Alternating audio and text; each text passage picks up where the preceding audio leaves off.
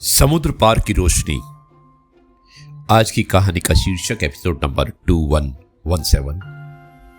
बेलीज नाम का एक देश है, वहां की ये कहानी है और मुझे उम्मीद है कि आपको ये कहानी पसंद आएगी। यह है आपका अपना प्रिय डॉक्टर आदि कश्यप मुंबई शा मानुस आपके लिए लेकर आया आपका मनपसंद प्रोग्राम पॉजिटिव कर्मा। दोस्तों, बेलीज के एक छोटे से समुद्री गांव में आरव नाम का एक युवक रहता था। उसका परिवार पीढ़ियों से मछली पकड़ने का काम करता था। समुद्र उसका साथी था, लेकिन किस्मत तो जैसे उससे नाराज थी। तूफान में उसकी नाव टूट गई, कर्ज बढ़ गया और लोगों ने कहना शुरू कर दिया कि आरव अब संभल नहीं पाएगा। एक रात समुद्र के किनारे बैठा वो लहरों को देख रहा था। उसके मन में डर था, लेकिन भीतर कहीं एक आवाज भी थी कि हार मत मानो।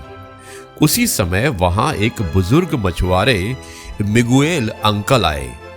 उन्होंने कहा, समुद्र कभी किसी का दुश्मन नहीं होता, वो बस तुम्हारी परीक्षा लेता है।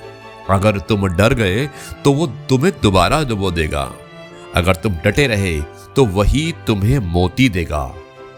अगले दिन आरव ने टूटे हुए जाल को जोड़ा, पुरानी नाव की मरम्मत की और तय किया कि अब वो हार नहीं मानेगा। उसने एक नई सोच अपनाई, सिर्फ मछली पकड़ना नहीं बल्कि पर्यटकों को समुद्र की सैर भी कराना। और धीरे धीरे उसका काम बढ़ने लगा। 1 साल बाद वही गांव जो उस पर हंसता था उसकी मिसाल देने लगा। आरव ने अपने कर्ज चुकाए, परिवार को संभाला और गांव के युवाओं को रोजगार दिया। जब उससे सफलता का राज पूछा गया तो उसने मुस्कुराकर कहा, मैंने पॉजिटिव कर्मा भाई डॉक्टर आदि को अपनाया। मुंबई शा मानुस की तरह मैंने अपने हालात से लड़ना नहीं छोड़ा। मैंने कर्म को सकारात्मक रखा और विश्वास किया कि समुद्र मेरी मेहनत का साथ देगा।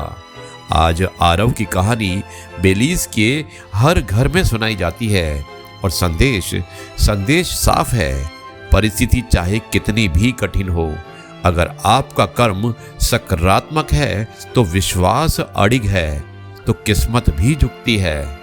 जीवन का समुद्र हमें डराने नहीं तराशने आता है।